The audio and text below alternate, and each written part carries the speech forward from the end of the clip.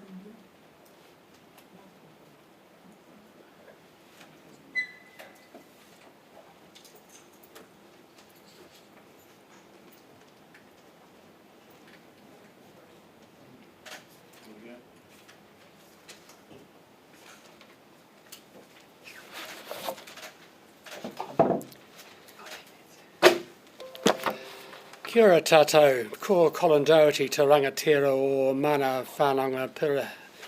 He mana mutahaki, the Independent Police Conduct Authority. This media conference is for the purpose of releasing the authority's report setting out the findings of our review into the policing of the Parliament protest and occupation, which lasted for 23 days from 8 February to 2 March last year, 2022. As Chair of the Authority, I'm pleased we've been able to complete this significant piece of work, largely on time and within budget. Our investigation and review of the policing of the protest and occupation followed our receiving the highest number of complaints the authority has ever received about a single incident, 1,905 complaints. The project that has culminated in this report commenced in March last year following our announcing the scope of our review. To enable us to complete the review within the time frame, we established a dedicated project team which concentrated solely on this work. We are satisfied that we have conducted a thorough review. We obtained and assessed more than 4,000 documents from police, protesters and other interested parties. We received and reviewed digital footage from a variety of sources: complainants, members of the public, police, media outlets and the Wellington City Council. In total, there were 6,540 video files requiring more than 1,300 hours of viewing.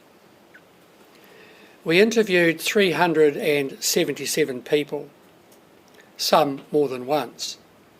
193 were police officers and police employees. 62 were individual protesters and representatives of protest groups. 70 were other impacted parties. 34 were staff from government agencies and organisations that provided operational support to police.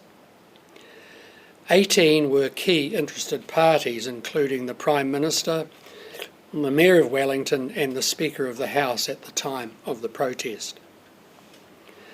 Following analysis of all the material that we gathered, we reached findings about how New Zealand Police dealt with the protest and occupation.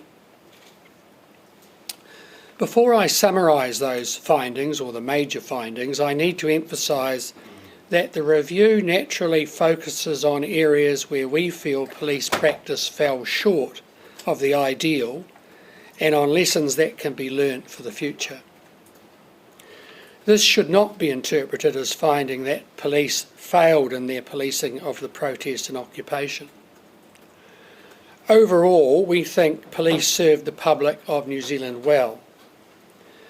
On the final day, frontline officers faced extreme provocation and violence and a level of public disorder rarely seen in New Zealand. In the face of that, almost all officers exercise professionalism and restraint. In our view, it's highly commendable that police were able to end the illegal occupation with as few injuries and as little damage to property as they did.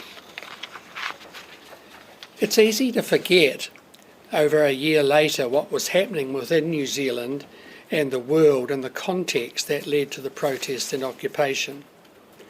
In particular, much of the New Zealand workforce, including police, was directly affected by the coronavirus.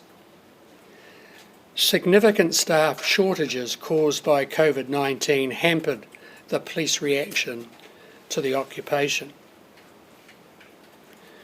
The story of the protest has been told many times, and often by you, the media, but it's worth briefly recapping. Initially, protesters travelled by vehicle convoy from both ends of the country and arrived at Parliament on 8 February. In that, they mimicked protest action reported as occurring in both Canada and Australia. The focus of the majority of the protesters was on ending vaccine mandates and other COVID-19 related restrictions. However, within the protesters, there were a number of groups with other agendas and grievances against the government. The occupation of the grounds of Parliament surrounding streets and some adjacent properties caused significant disruption to Parliament itself and to key government and judicial institutions, schools and businesses in the area, and the commuter public at a time when New Zealand was in the midst of the COVID-19 pandemic. On 10 February, police mounted an operation to end the occupation and clear protesters from Parliament grounds. The operation that day did not achieve its objective.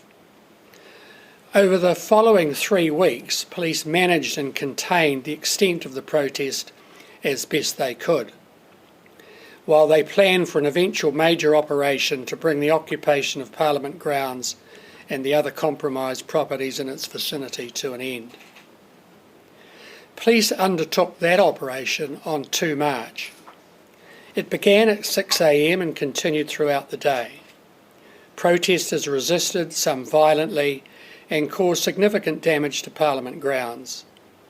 By 3:30 p.m. the situation deteriorated into a riot, during which fires were lit and some of the protesters remaining violently attacked the advancing police line using a variety of objects as weapons. It was not until that evening that police succeeded in dispersing the protesters and ending the occupation.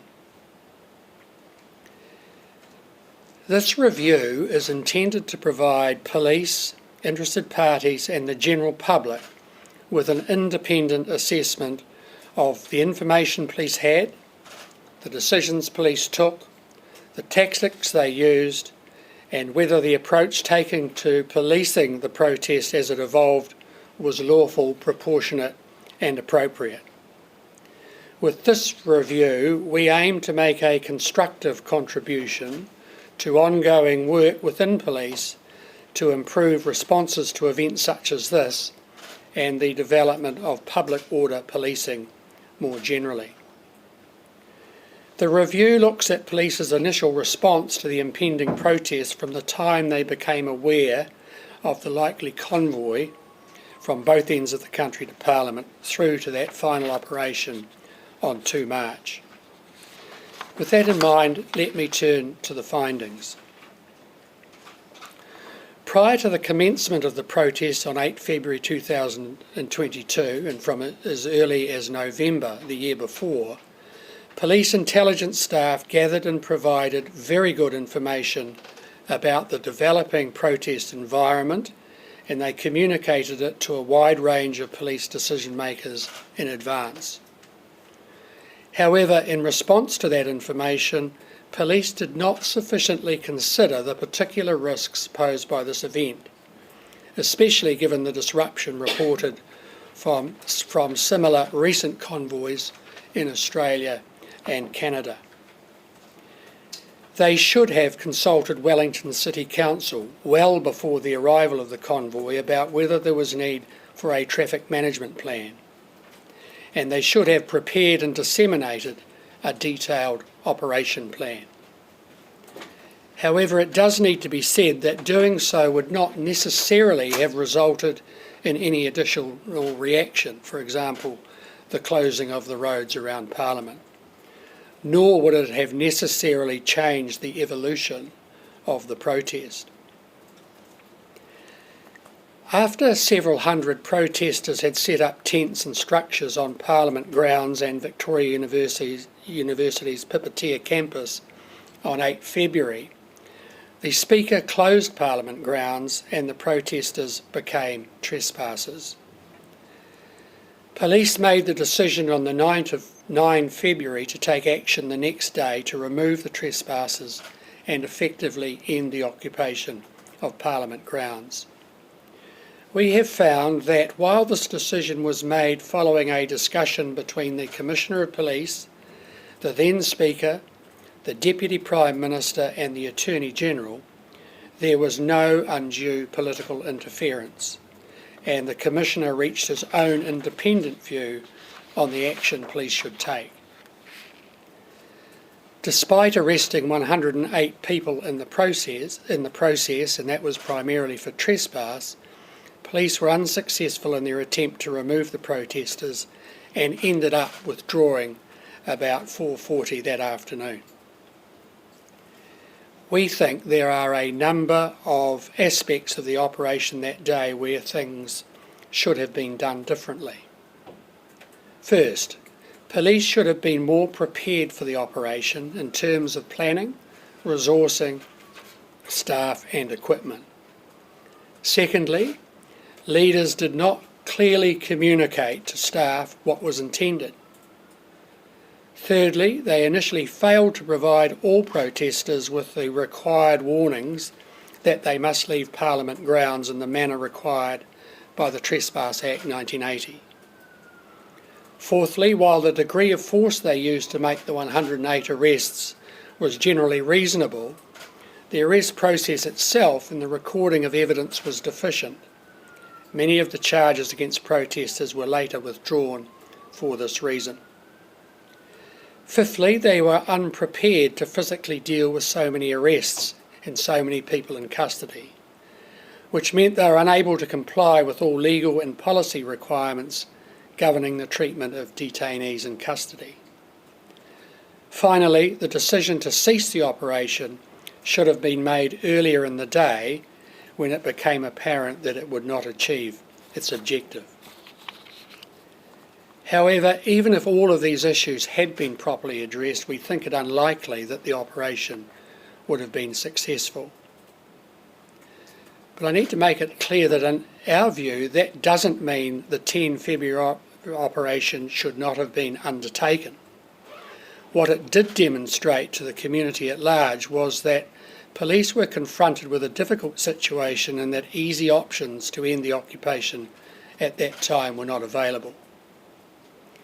Arguably, therefore, it maintained a level of community support for their strategy to bring the occupation to an end, and it bought them time to plan for that.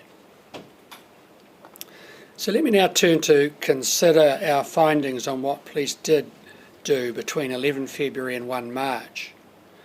And that was to contain the protest and maintain law and order while planning for a larger operation on 2 March. In our view, their strategy over this period was generally the right one. It was a major logistical exercise to bring the occupation to an end, and police had neither the capacity nor the capability to do that quickly. They needed time to plan and to marshal the required resources. Additionally, the compounding demands of day-to-day policing and staff shortages from COVID-19 made it difficult for Wellington District Police to do the necessary planning, although they did receive assistance from 15 February when a national operation was established at Police National Headquarters. However, we have found that a more flexible process for providing support to Wellington District should have been in place. Of particular note during this time was the development of a strategy for removing protesters' vehicles that were blocking the streets around Parliament and for restoring traffic flow. Police did not have the capacity to do this on their own, and their attempts to obtain support from tow operators were initially largely unsuccessful. They managed to tow only a few vehicles over this period as a result. But police did successfully use the placement of concrete bollards to contain and then shrink the occupation footprint. This was an important and successful strategy that contributed to the success of the 2 March operation to end it. Finally, I need to outline what we've found about the 2 March operation to bring the occupation to an end. As I said earlier, it began in the early morning. Although many protesters left the scene, police encountered strong and increasing resistance during the day from those who stayed. And during the afternoon, as you'll be aware, some protesters started fires among the tents. Substantial and sustained violence was directed at police. This included throwing a Molotov cocktail, bricks, paving stones, fireworks, poles, bottles, a knife and other projectiles. By late in the day, the protest had degenerated into a riot. At about 6 p.m, a car was used to attack a police line on Lambton Quay. As I said at the outset, in the face of this extreme provocation, while there were some isolated incidents of excessive reactive force by police, they generally acted professionally and with remarkable restraint. We found in this review that all the tactics police used to defend both themselves and others on 2 March were justified in the circumstances. Those tactics included skirmish lines, shields, pushing and striking, pepper spray, batons, sponge round and deflating vehicle tyres, and themselves using weapons of opportunity such as fire extinguishers and fire hoses. The authority has therefore found that the police operation on 2 March 2022 to clear the grounds of Parliament, the Victoria University campus, the cathedral and the surrounding streets was in the main conducted professionally and successfully. However, we did identify a number of deficiencies. First, while police's decision not to allow officers to wear hard body armour from the start of the operation was reasonably open to them, it should have been accompanied by a communication to staff about when and how that decision could be varied in the light of changing circumstances. Because it was not, a number of officers were exposed to unnecessary risk when objects were thrown at them. By at least mid-morning, all officers should have had access to the protective equipment to the extent that it was available, but in any event there was not sufficient supply of it.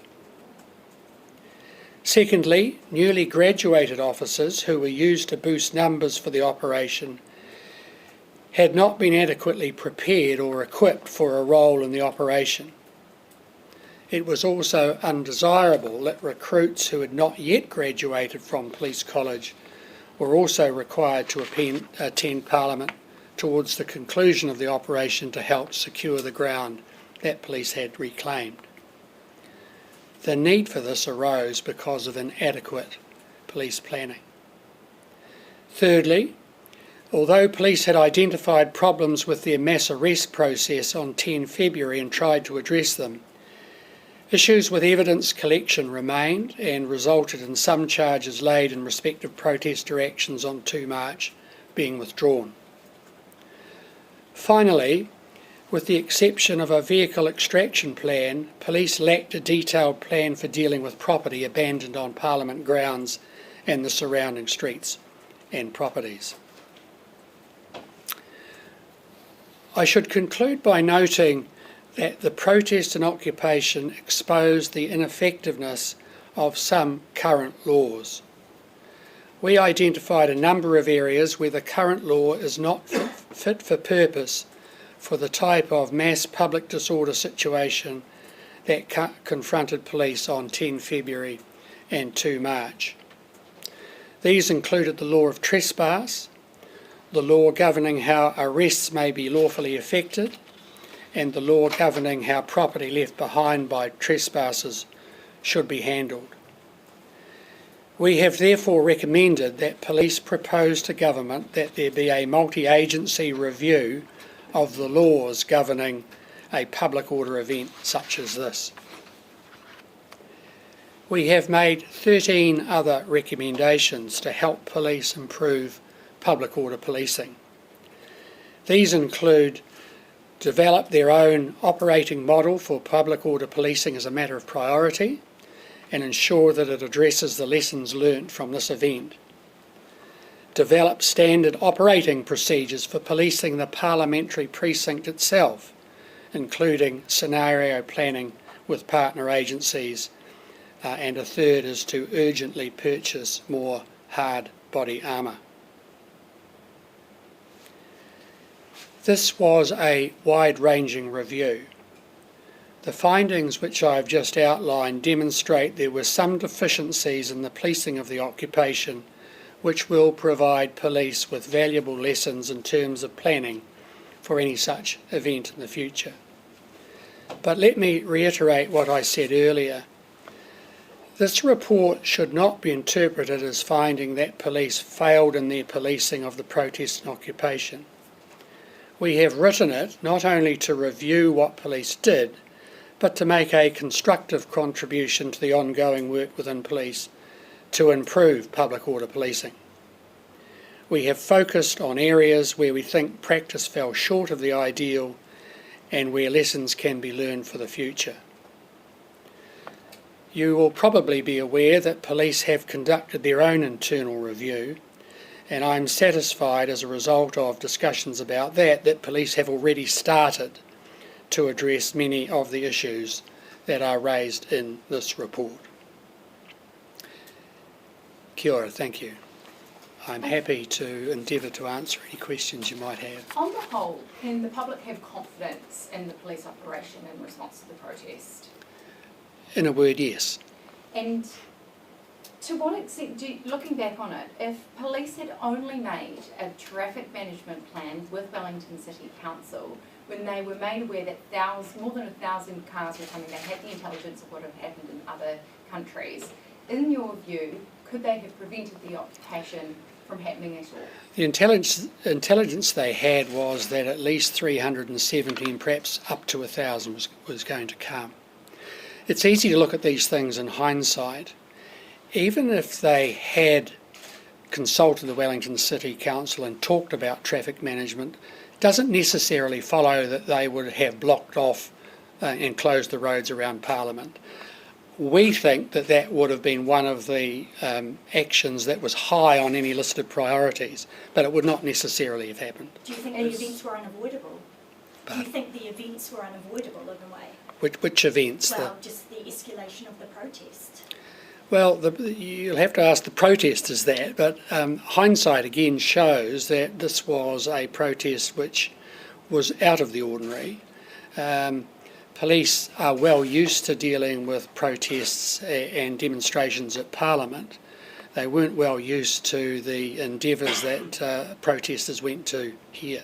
You found that 8 actions were unjustified by police. So has there been any disciplinary action for police? And that's, I see, 8, is that 8 actions out of 1,900 complaints essentially? We are looking specifically and doing independent investigations into 19 specific incidences where there are allegations of excessive force. We are not at the stage of having completed all of those, but we have identified, at least on a preliminary basis, that 8 of them, 8 of those may well be justified complaints. We will be reporting on those in the next few weeks to police, and it'll be up to police to take whatever action they think necessary from that. They do, of course, know about these complaints because by operation of our Act, we have to notify police, and we have done so. This event had been clearly mirrored by other events overseas. You referenced in Canada and Australia. Why do you think police didn't consider that this event could be of a similar level, given the nature of those events? Well, you might be better to address that question to the Commissioner, but they certainly did have in their intelligence reports that this other action had taken place elsewhere. I don't think police actually thought that what occurred was going to occur. Can you speak to the risk that the police officers were put in due to the lack of communication, and I'm talking more about the final day and the lack of access to body armour? Yes.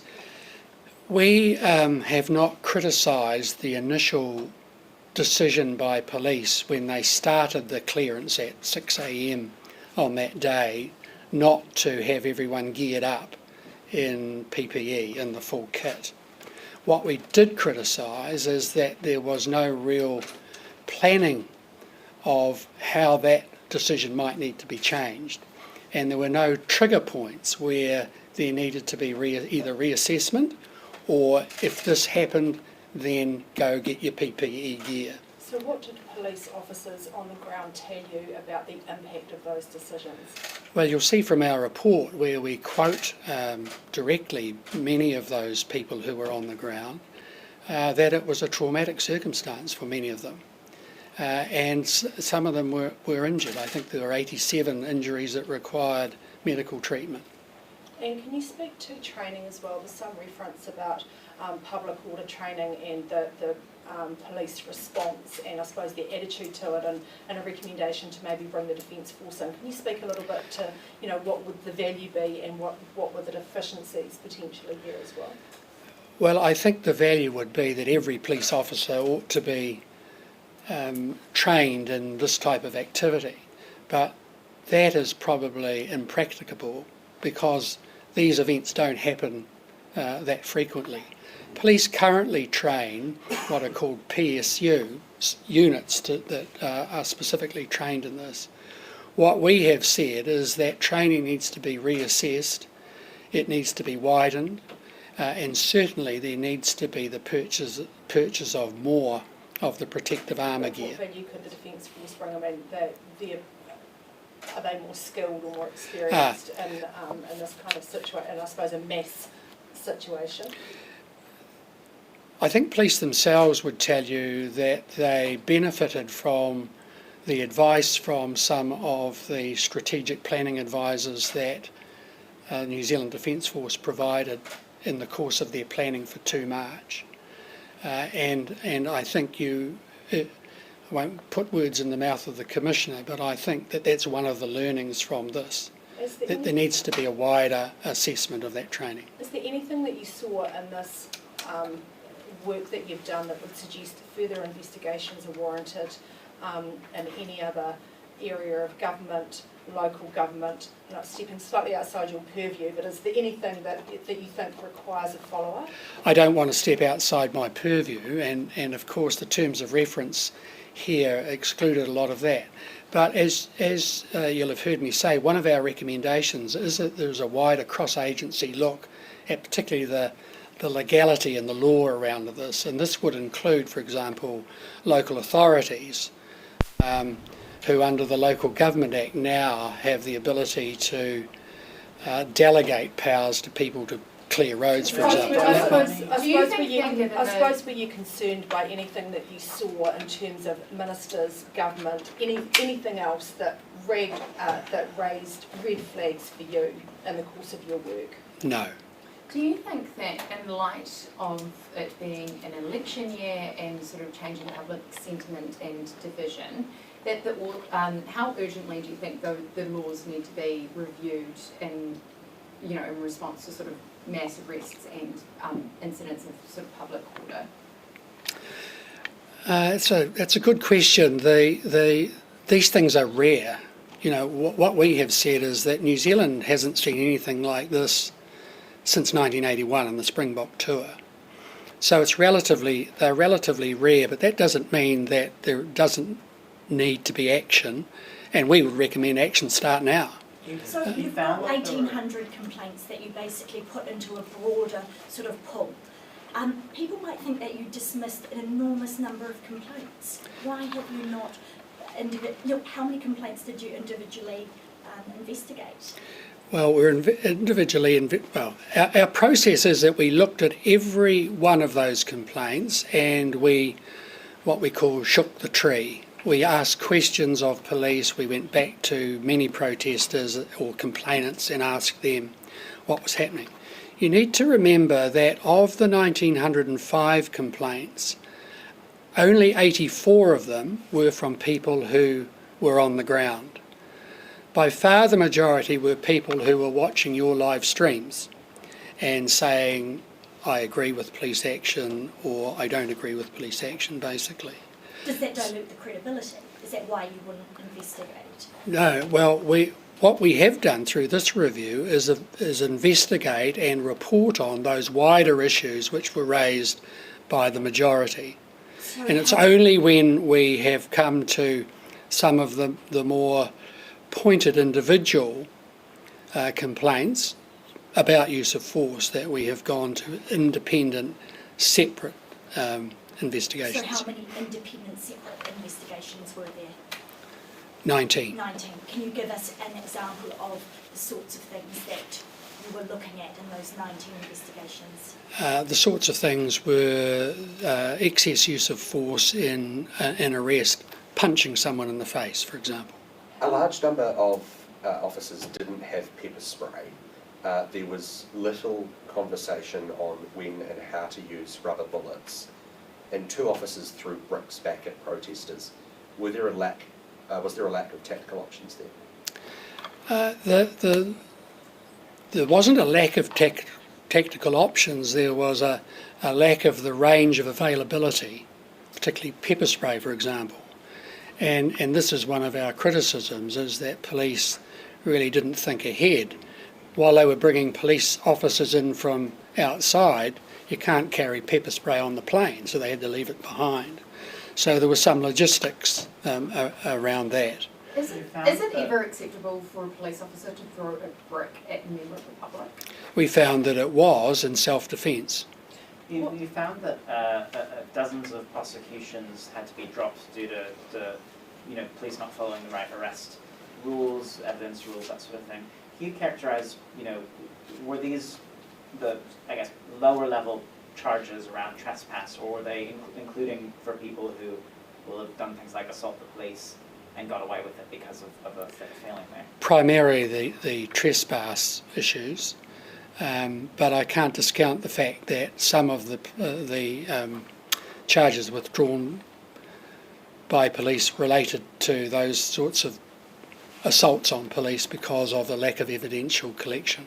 The report also mentions some of the doctored evidence or doctored photos and videos or from Seattle, a few years ago. Can you talk about that and how that was potentially a feature of the investigation, and then more broadly about misinformation as an element of this particular protest? We were not, in fact, if you look at our terms of reference, we specifically included looking at the misinformation stuff. But what we did do in our assessment of the evidence we got was we cross-checked and used software to check metadata and things to make sure of the veracity of the information we were receiving. And on some of those we found that there had been a bit of manipulation by those that provided it to us. Would that be a usual, would you normally see that in the course of investigations, or again, would this be a relatively unique feature? I think relatively unique feature. We don't generally look at the veracity of material we get. We in the course of our usual work we get a lot of CCTV footage. Everyone's got their phone going these days, so we look at a lot of that. If we think there are issues, then we will check it, but it's relatively rare. But you're satisfied about the credibility of the other material that you've used to base these Yes, we are. conclusions and recommendations? Yes, we are. What volume of the complaints were false? Pardon? What volume of the complaints were false? We don't look at complaints as being false. We look at them and assess them and decide whether we're going to take them any further. How much risk did you guys assess that new recruits were put in as a result of them being put into the final operation? We found that the roles that they ultimately ended up playing were not planned for roles. We also found that they hadn't been given sufficient training and support in getting there. The risk to them was not quite the same as the front line on 2 March, because they came in and took up positions after that had happened. But we found that generally that wasn't the right thing for police to have done. Did you interview some of them, and did they reflect, I guess, that concern back to you? We did interview, some did, some loved it. The intelligence prior to the occupation was quite strong, and obviously it's been found police didn't adequately respond to that. From your investigation, why? Why was the response to that intelligence? We Not think strong it, enough? we think it was underestimated. We think that it was received in the context of a police district well used to dealing with parliamentary protest and demonstration. And you'll see from the report we think there may have been some complacency around that. Could you Could you speak- pinpoint what the single biggest failing you think was by police? Lack of planning.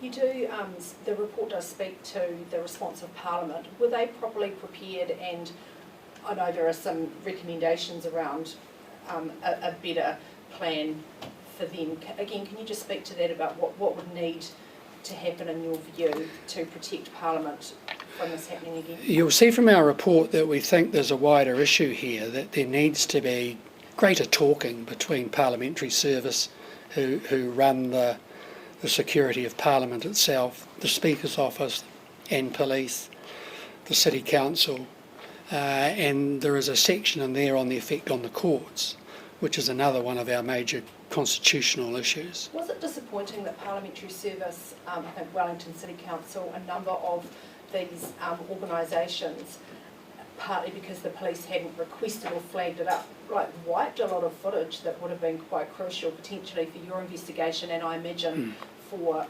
court or charges as well? We did find it disappointing, and we think that's one of the lessons that'll come out of this, that's not likely to happen again. What we didn't find anything nefarious about any of that.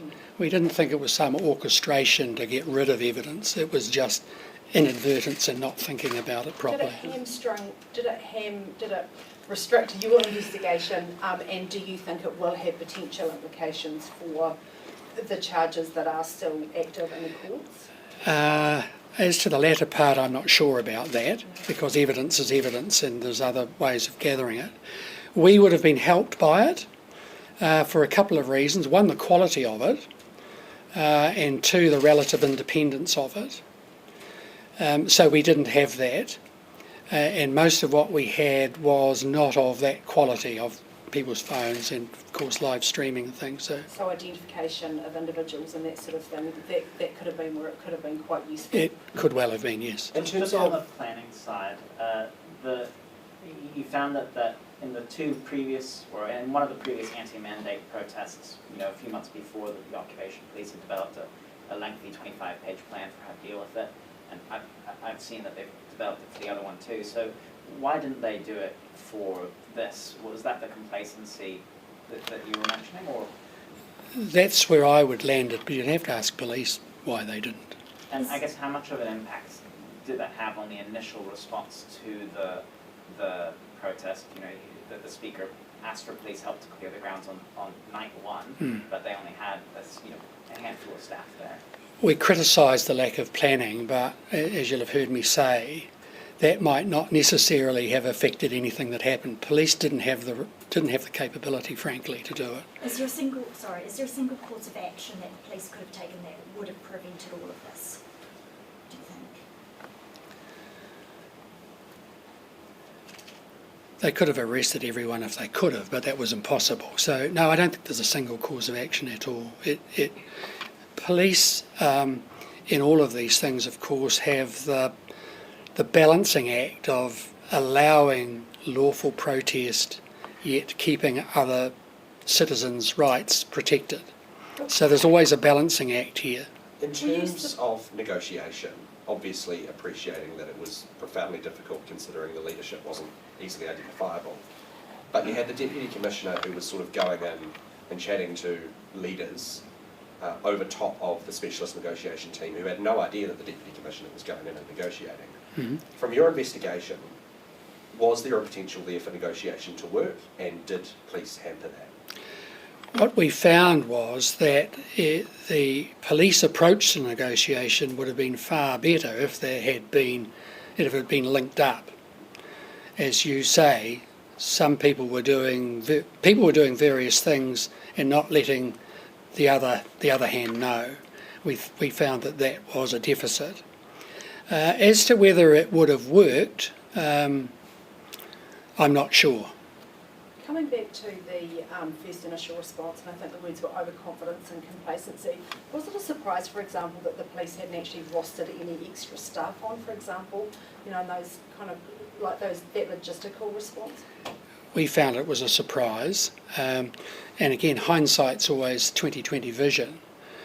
But as one of others of you said earlier, even 300 or 400 vehicles arriving at a particular time ought to have raised a flag. But that was a specific decision as opposed to a restriction because of staffing resource?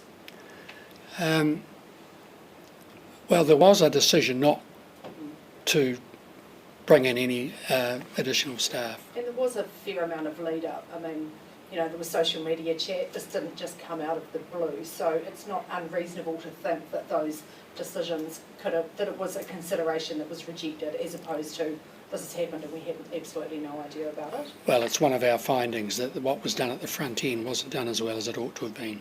You said the police throwing a brick in self-defence was justified. What other actions like that do you find were justified? Police had fire extinguishers used against them, and on I think 2 or 3 occasions officers used those fire extinguishers themselves to repel protesters who were assaulting them. There was the use of a fence fire hose by police. I think we say in the report that the fire officers are not authorised and weren't prepared to use it, so police took that over with a view to pushing back protesters who were coming at them right at the end. So would you say that there was the potential, and I know this sounds like an obvious question, but for fatalities on that final day and that on either side, and that it was lucky that that was avoided, I suppose, if that's the right word? Well, of course I have to say that you never know what the worst may have been.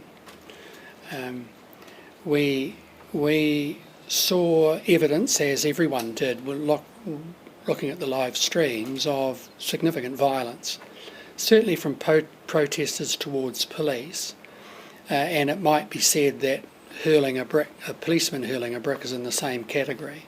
We found that activity was justified because of the positions they were in. So I can't really answer it in the sense of did I think there were going to be fatalities. It was always a risk, I presume, when you have riotous situations. But so you do think that people could have died on that final day? What, of a heart attack, or you mean Well, by... I think, just given what happened and how out of control it was, that it was, to Jane's point, a very real risk that someone could have been killed. There's always a risk if someone is throwing a brick at someone's head. How much is your investigation cost? How much does it cost? Yeah. Well, we're still got our 19 individual investigations to go. We were allocated 3.5 million, that's been publicly noted. I don't know where we're getting to with final costs, but I'm pretty confident we won't be going back to anyone asking for more money. And when do you think you might wrap up with the 19? Probably 2 to 3 months would be a lead time. You said you had conversations with leaders of the different parties, for example, Prime Minister, Wellington City Council, the Mayor, Wellington. Can you sort of say anything about those conversations, what they sort of came out to be, particularly like with the Mayor and that? I think our report says that the Wellington City Council was generally very happy with the rapport they had with police, and the flow of information. While it wasn't always 100%, it was generally pretty good. Right, thank you everyone. Thank you. Kia ora. Thank you.